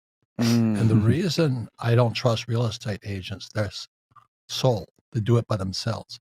When I met Kenny, his partner is a banker and a builder. Do you know what I mean? He had talent. I mean, his accountant. He's got to have a great accountant. And so if you take a real estate license, you don't have a builder, you don't have a banker, you don't have an accountant, right? That's right. Because we go out as business people. Yeah. What do you say about your Well, obviously, building the team creates some momentum, right? Obviously. Yeah. And I actually think that all business, all real estate exists for me to go have a lot of fun. I don't actually think that I want to be in the business at all. I want all that to pay for my lifestyle. I want to be here during the week with you guys on the show while my business is running. That's what I believe it's for. So you can design everything around. The problem with a lot of real estate agents, as an example, is that they have to do everything themselves. Right. Yeah. And they're an S in the, they're an S in the quadrant. Yeah. And the problem is that bandwidth only gets so much. They work a lot more and then they get burnt out. They might be doing okay, but it's not a business. It's what we call a busyness. So I like that. I just asked your point. Check out next, if you meet a guy like Kenny, check out his team. It's crucial. Yeah. Right? Team is critical. It's everything for me. It's literally the reason that I don't have to be in Scottsdale, Arizona at this very moment and speak at George's event tomorrow. That is the reason. I want to be able to do what I want to do and go where I want to go for as long as I want to go. And I want the business to produce for me. Ken, what might be an interesting story is what you told me the other day about when you were managing properties, I believe. And you said that, and it kind of dawned on you that, wait a minute, I could be doing this exact same thing at a much, much higher level and increase my income 10 times, where I'm doing the exact same stuff, but I'm doing it with other people's money. Yeah. And you just kind of elevated your thinking. Yeah, that's all. So I started in the property management business, as you know.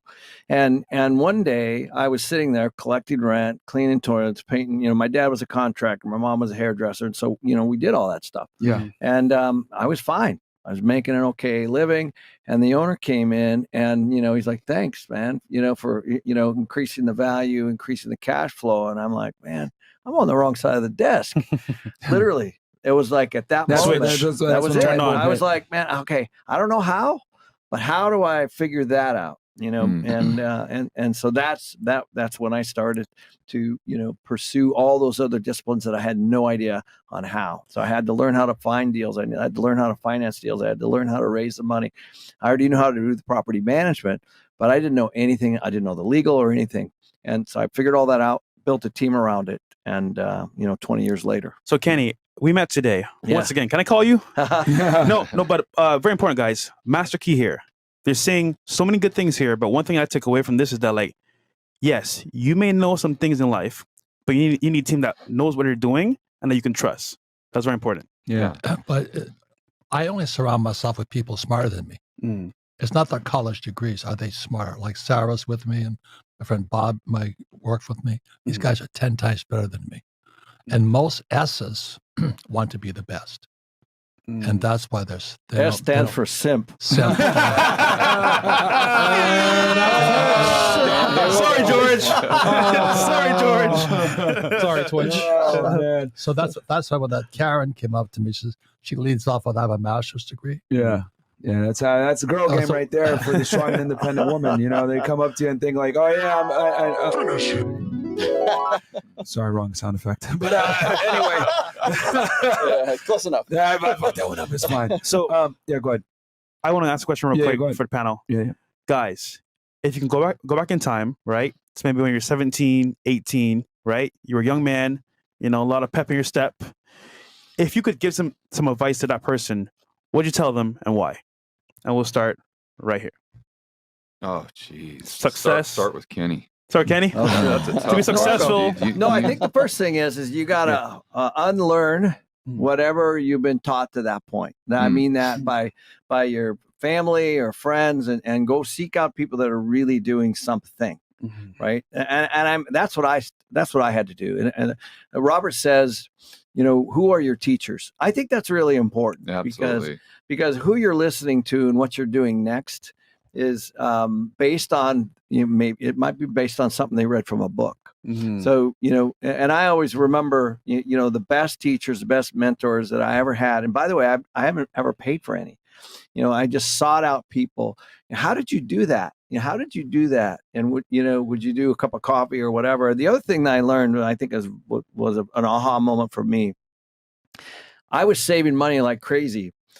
I didn't realize that is a liability for the bank. When people put money in the bank, it's actually a liability for the bank because they owe me interest. So the bank's in actually a precarious situation. They have to lend it. So once you start to realize that the banking system, pension funds, 401ks, all that money that is all going to all these people, It's a liability until it's invested. So once I realized that, that's money that I could use. I could use everybody, OPM, other people's money. Once I learned that, I was like, that's how the system is. You know, they take my paycheck, they put it in to the bank, and then the bank's like, okay, I need to lend it. Well, I can be on both sides of the equation. So those are the two things that I would look at differently. Smart. Yeah. Robert? Well, I flunked out of high school twice when I was 15 and 18 because I can't write. I thought that was interesting, you know. Whoa. Yeah. But I didn't like school at all. So, but I learned a lot in Sunday school. And I'm not preaching it like this, but my teacher asked me this question because I always wanted to know about money.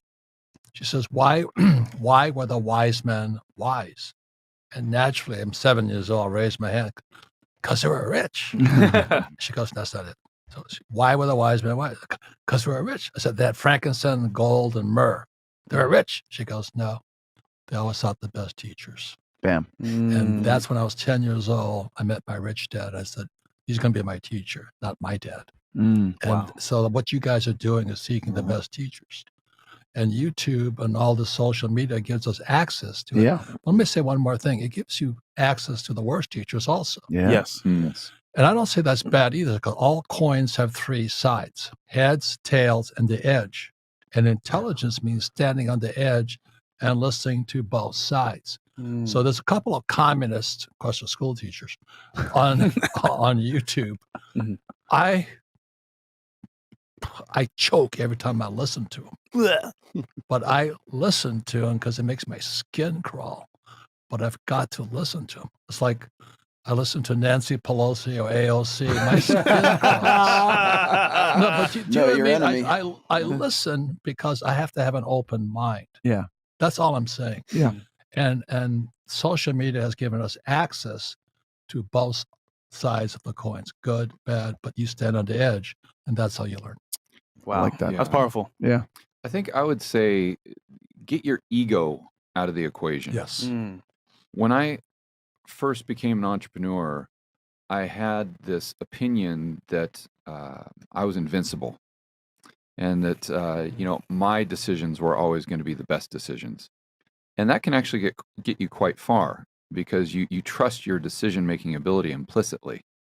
And so you're never second guessing yourself. You're never indecisive. Yeah. When you make a decision, bam, let's go. The problem is that's very easy to grow a company from 0 to about 10 million in revenue. But to grow a company from 10 million to 100 million, that's impossible if you have that mindset. Yeah. And I always did, even until the day I retired. And now what I've learned lately, as of 2019, the podcast really did this for me, is I have been able to, my life is so much better now, not just from a standpoint financially, but just the quality of my life, because I've opened up myself to not just getting to know other types of people with different backgrounds and different ideas, but I've actually found value in, and I've sought that out through the podcast by talking to anyone that I found interesting. Yeah. And what I've done as a result is it's just opened up my eyes. Yeah. And I've thought to myself, my goodness, George, if you only would have got your ego out of the way, and if you would have sought out others' intelligence and wisdom, you would have decreased your learning curve during that whole time that you were an entrepreneur. And maybe you would have been, instead of just, pretty much failing every single time you got a business up to 10 million in revenue, maybe you would have been able to take it to that next step to 100 million, maybe $1 billion, and I'd have a lot more money today than I do. Wow. And that's some fucking That's some great guys. great game right there from the three guys, man. That's all you need, man. Yeah. Gems. So going into a little bit more of a conspiracy theory thing, right? I gotta ask this question with all three of you guys here. We know that the Russian conflict has caused a lot of issues, right, in Ukraine. Whether it's supply chain issues, or are we going to lose the reserve currency, the oil and gas prices going nuts, everything else like that. I guess we could start. We kind of work our way this way. What are your thoughts on what's going on? Are we going to lose reserve currency status? Are we in a position where You know, because I see a lot of other countries like the Japanese yen, for example, has been Tanking. going down, tanking. Collapsing. A lot of Yeah. Western Europe is in shambles. Germany's in a bad position. Spain is in a bad position for them. Someone was telling me like the electricity bill in Spain right now is averaging around 300 euros, which is wild. Yeah, and the credit spreads are blowing You know, out so even too. though here in the U.S. we're experiencing like, you know, crazy inflation and supply chain issues, it seems like other parts of the world are doing even worse. Yep. So from a geopolitical standpoint, what are your guys' thoughts on what's going on and how can people kind of prepare? Well, so I think that's the number one issue is that they're afraid of losing that reserve currency because they can print and do whatever they want. So I think that underpins everything. The supply chain issues, I don't see improving for a while.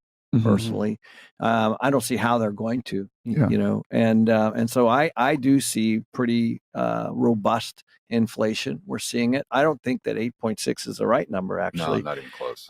You know, I'm seeing it in labor. I'm seeing it in all materials. I'm seeing it in my utilities. I'm seeing it in my property taxes. I'm seeing it in my insurance. I'm seeing it in everything. So, you know, it's definitely impacting everything on the, you know, the only thing saving our butt is that rents are going up too. Yeah. So, you know, but expenses are going up too. Yeah. So not as quickly. Obviously, rents, I think we're going to have some pretty robust rent growth here for the next couple of years because of the supply issue. Yeah. But I don't think they're going. I think they're going to wrestle all the way to the end to not lose that reserve currency because why wouldn't you? I mean, you can basically pay off anything you want with just a stroke of the pen. Yeah. What most people don't realize, if I could add to that, please, is global transactions between countries outside of the United States, about 60 to 70% of them are settled in dollars, especially with commodities. Yeah. Right. So the United States is in a very unique position when they can actually print the currency they need to buy the food, to buy the energy, if it comes down to that, where other countries have to earn dollars to take those dollars and then buy the stuff they need. So that gives us a huge advantage. Huge. Yeah. Yeah. All I say is this, you know, all coins have three sides, heads, tails. Prepare for the worst. So if we go into a depression, how will you do? So long time ago, in Vietnam, I saw the North Vietnamese army kicking our asses, and I started preparing for the worst. So if the economy crashes, my question to all of you, how will you do? Yeah. Kenny and we'll get richer. That's why I have gold, I have silver, I have some Bitcoin, I have some Ethereum. Yeah. I have a business. I'm studying constantly.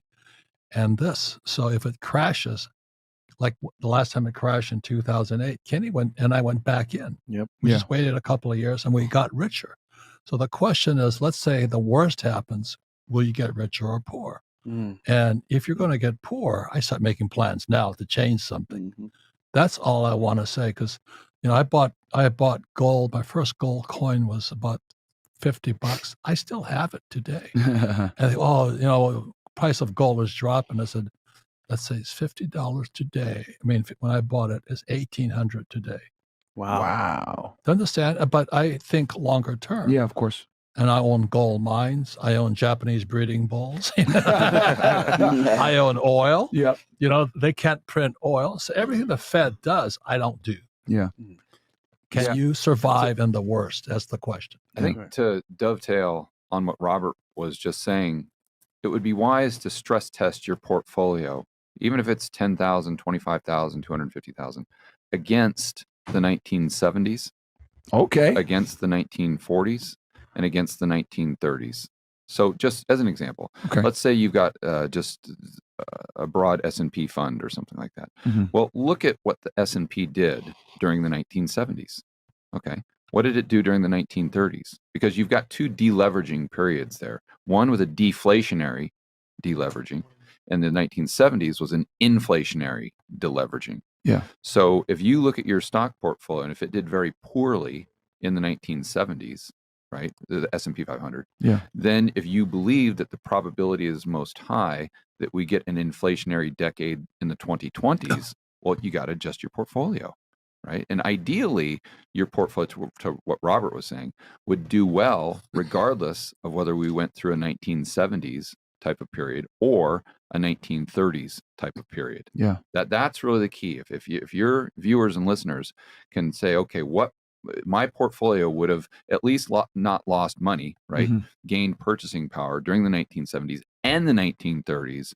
Then you're onto something right there. Another thing I wanted to point out, just an interesting story, is I spend a lot of time in Medellin, Colombia. Mhm. Now, Colombia right now, the peso is about 4,000 to a dollar. Holy shit. And just 4,000 Colombian pesos is equal to $1 US. $1. Wow. Right. So 5 pesos is basically worthless. I mean, it's not even a penny. And so I was talking to a good friend of ours named Dana Samuelson the other day, who's a gold dealer. Mhm. I was talking to him just randomly about gold coins. Mhm. He said, actually, I've got some Colombian gold coins that are 5 peso. I guess they had these back in the late 1800s. Mhm. So, and they were a 1/4 ounce of gold. Oh. So now let's think about this. Okay, gold right now is trading at 18,000. 1,800, something like that. Let's just say it's 2,000, right? 1,800 per ounce? Yeah. Okay. So let's just say it's 2,000 to make the math easy. Yeah. Okay, that 5 peso coin is now worth $500. Oh, wow. But in fiat currency terms, it isn't even worth a penny. Yeah. This is why everyone should own hard assets, and this is why everyone should own gold, in my opinion. Perfect fucking example. Wow. Holy shit, man. And just so the people kind of understand, you said 4,000 Colombian pesos, about $1 US. Well, 4,000 Colombian pesos, what can you purchase in Colombia? For $1? Yeah, for $1. Just so people kind of get a perspective. A bottle of water. A bottle of water. Like that. Okay. What's it called? Aguardiente? Aguardiente.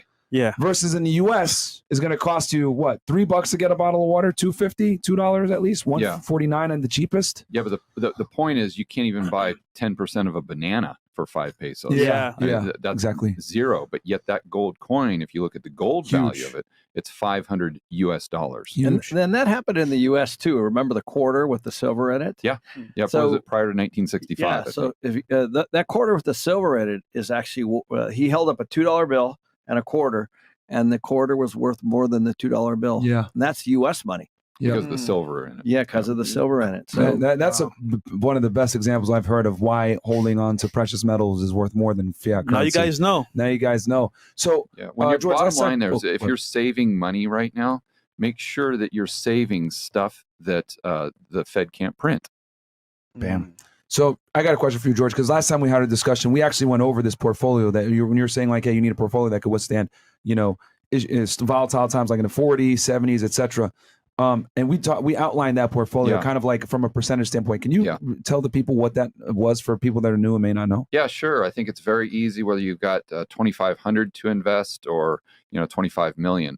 I just set my portfolio up, or at least I try, in a 10-80-10 split. So 10% would be insurance. Mm-hmm. For me, that's physical gold. Yep. Why? For the reasons we not just even talked silver, about. just straight, Just physical gold. Okay. And then 80% of that portfolio is what I would consider an investment. Now, I define that as something that pays me to own it. Bam. So like the cash flowing properties that Kenny deals with and Robert, that is something that pays you to own it. That would be an investment. A dividend paying stock, that's an investment in my mind because it pays you to own it. Yeah. Then the other 10% of your portfolio would be speculative assets where you're buying them cheap. You're buying them when there's panic. And so maybe that could be Bitcoin when it's at 1,700. And unfortunately, people are, let's say, depressed, to put it mildly. What is it? Permanent solutions to temporary problems, as Rich Cooper says. Yeah. So, maybe that's a bit of panic there. And I think that Bitcoin is a great example of something that would be in that speculative side of the portfolio because you may believe there's good asymmetry, but it doesn't pay you to own it. Another thing I really like right now is uranium. Yeah. I really like uranium. Again, I'm not telling anyone to buy it. Yeah. But it's definitely strong on my watch list. So Bitcoin, maybe a stock that doesn't pay you a dividend that you're just holding on to. Yeah, or maybe a gold miner. Okay. I think that would be something that I would consider a speculative asset. Yeah. So what you're doing there, and that's outside of your cash position. Yeah. Because your cash position is going to fluctuate based on your income and what you think the probabilities are that we have a recession, how much dry powder you want to have. Okay. Right? But so what that's doing is that gold position is offsetting the cash, right? 'Cause you're going to have a negative carry on cash because of inflation. Yeah. So that gold is kind of going to offset that over the long term, but also that cash flow that's coming in from that 80% is going to give you the purchasing power that you're most likely losing due to inflation with that cash position you're holding as dry powder to take advantage of those asset prices coming down. Bam. And it puts you in a position where you're never, ever, ever a motivated seller. So whether you're in real estate, whether you're in stocks, whatever it is, you never, ever want to put yourself into a position where you are a motivated seller. Never. And if you've got that cash flow coming in, like Kenny, that never has to sell. Yeah. Never. So he can just pretty much wait It would and hurt him name, to sell and at this name his point. price Yeah. if he ever wanted to sell. He can just sit back. Where a lot of his competitors, because they use too much leverage and they do all they base their number on pro forma Fixing numbers, and flipping shit all over the place. yeah, they could get into a position where they don't have that cash flow to cover their nut, so they have to sell. Yeah. And so they pretty much the buyer can name their price, and that's where Kenny makes all the money on the buy side. He's buying from motivated sellers. Bam. So you never want to put yourself in that position. So just a quick little recap for the people, because I think that's very important. 10% in gold. For me, Yeah, this insurance. is what I do. Or This is something, what I do. basically your insurance policy, but an example of that would be gold. Yep. Another 10% in speculative assets that don't necessarily pay you to hold them. Yep. You know, your Bitcoin, your Ethereum, etc. Stocks that you're buying and holding. Then 80% into something that pays you a dividend, whether that's real estate or a stock, and or even maybe hedging your cryptocurrency that pays you some kind of dividend to have it. Would that include a business too? If I put Absolutely. It could, Yeah. yes, for sure. Absolutely. May I add this whole Yeah, thing? please. The word is cash flow, because that's why I created the board game Cash Flow. But I saw this one guy says, I'm pumping gold because I own a gold mine. I've also lost a gold mine. Mm. I started a gold mine in China, and when I struck gold, the Chinese took it. So I now know country risk. But until they took this gold mine from Dalian, China, I didn't know that. But the experience made me smarter. Mm. So I just bought another gold mine in Utah, the richest gold mine in the world, 382 ounces per ton. My gold mine in China was only throwing 20 ounces per ton of gold. Wow. Now, the question is, how do I afford a gold mine? The money came from Kenny. Bam. Mm. If I'm about to you buy some gold after this. understand- No, but if you understand what we're doing here, it's hard to see, but we're completely supporting each other to keep acquiring more and more. So because Kenny gave me the money to buy the mine, I give him 10% of the mine. Would To you say reinvest back in real estate to grow it exponentially. Bam. But no, please hear me, guys. The asset throws off cash. Mm. If it's not throwing off cash, it's not an asset. Yeah. It's speculative. Mhm. I have one last question from me. Just this is more personal than anything else. Do y'all ever get bored? Because I get bored a lot, but that's just me. Do you ever get bored? Yeah, but I try to make sure that I'm always pursuing something I'm passionate about. Right. And I was very lucky to stumble upon macroeconomics. And that really just did it for me. I mean, once I went down that rabbit hole, there was no going back. And now I'm just very fortunate to be in a position where I can talk about this stuff all the time and talk about it with smart young guys like you and guys like Kenny and Robert. And so one of my best pieces of advice, and I know it sounds cliche, but it's so true, that for the guys and the kids and the gals out there, if you can just follow your passion, and just really pursue it to 100% of your ability, and you get really, really good at that, you're going to get paid. You're going to get the girls. You're going to get everything as a byproduct of you being excellent in that one area. One thing that Roland and I were talking about yesterday that a buddy of mine really kind of opened my eyes up to when we were young and we didn't have 2 nickels to rub together in college. We were trying to sit there and figure out, how do you get rich? How is it that these people make money, and how is it that we're so poor? Mm-hmm. And my buddy says, you know what? I think what you have to do is look around and ask yourself, how many people can do what I do? And if the answer is very few, you're going to be rich. Mm. If the answer is a lot of people can do what I do, then you're most likely going to be poor. Yep. So pursue your passion to a point where there's very few people on earth that can do what you do, and all the other stuff, again, will just fall into place. Bam. I like it, man. Light bulb. You become Networking. an indispensable asset, and then they have to pay your price. You're becoming essentially you could look at someone like that's a brain surgeon. Not many people can do it, very few people, so that you basically, can say, this is what it costs, Yeah. How many people can do what Kenny does? Yeah. Very few. How many people can do what Robert does? Probably nobody. Quite literally. Yeah. Quite literally nobody. It's tough to be a when bull. when he goes to do his next book deal, Yeah. he can pretty much name his price. Yeah, they gotta pay. Yeah, exactly. Yeah. And something else too is because I went to military school. The first word we're taught at military school is mission. Yeah. And I asked people, what's your mission in life? I mean, what is worth giving your life for? And that's how we were trained. Bam. And so that's why I joined the U.S. Marine Corps. Although I had a high-paying job with Standard Oil when I graduated, I joined the Marine Corps for the mission to fight. And so today, the same mission is to elevate the financial well-being of humanity drives me. I have enough money, not the money. But the thing is that, so I'm looking for great people. Now I'm looking for partners who share the same mission.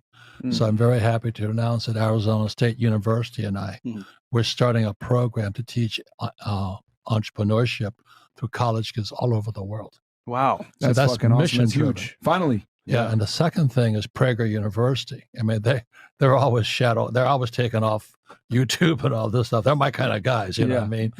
So when you get kicked off YouTube, you're probably saying something that's right? Right. So that's why I'm joint venturing a mission with them, a guy named Jordan Peterson and all that.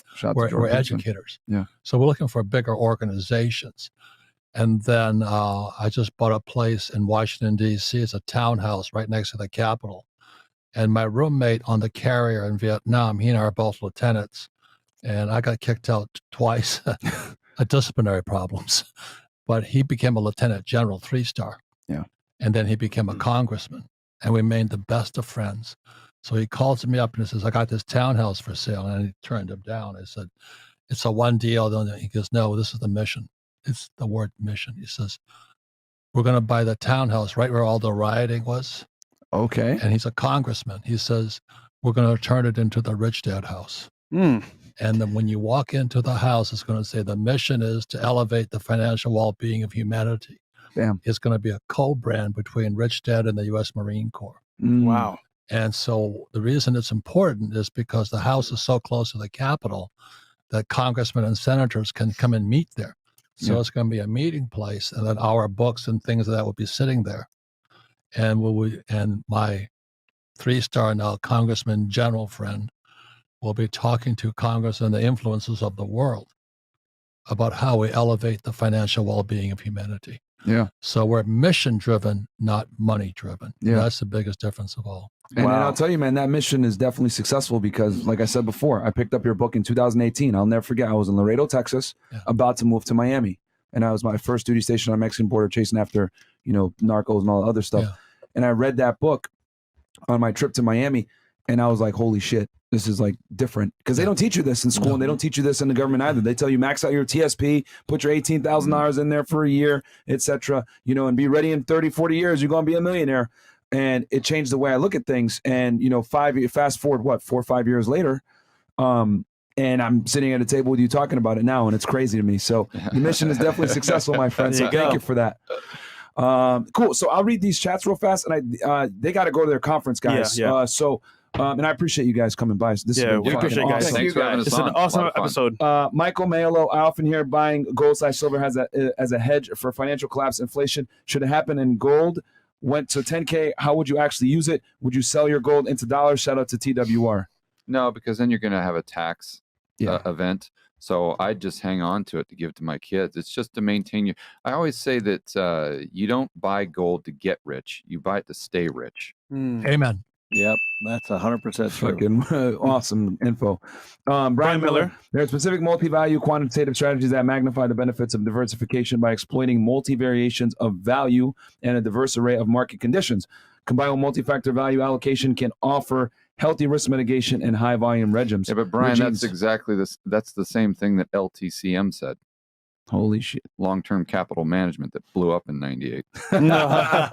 Sounds smart. Be mad. Please look at my previous super chats. I want to know their thoughts. Thanks. I don't know, but we gotta go though, guys. Chris said no, but yeah, guys, they got a conference they have to go to. Man, we stretched it as much as we can here. Guys, thank you guys go so much follow for coming. Ken McElroy, Thank you. Robert Kiyosaki, and George Gammon. Their links are down below. Yeah, this is fire, man. Yeah, and check out George, tell them about the Rebel Capitalist event, please. Well, it's probably too late to buy It's tickets too old. now. Damn it. But, Okay, never but mind. if you're in the Miami area, you can probably still get tickets at rebelcapitalistlive.com. Bam. If not, we'll be doing one next year. And I'd strongly suggest checking out Kenny's event as well, which I just spoke at. Absolutely incredible.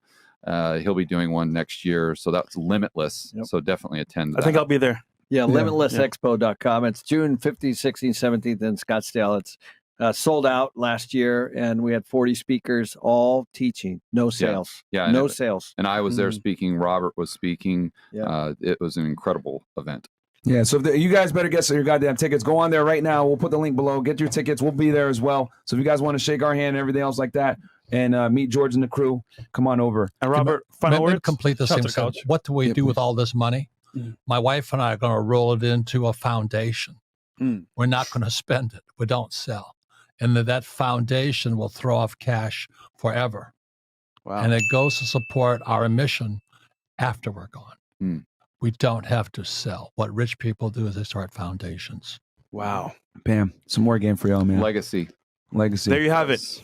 Yeah. All right, man. Hope you guys enjoyed that one. That was hot. Shout out to our guy, Rolls Tomasi, Sterling Cooper, and Justin Waller in the back chilling. Yeah. And we'll catch you guys back here with some lovely ladies in about an hour or two. Something like that. About 9:45. Okay, cool. So we'll be back, guys, with the 9:45 start time. Thank you so much. Like the goddamn video. We'll catch you guys back in a bit. Peace. Peace.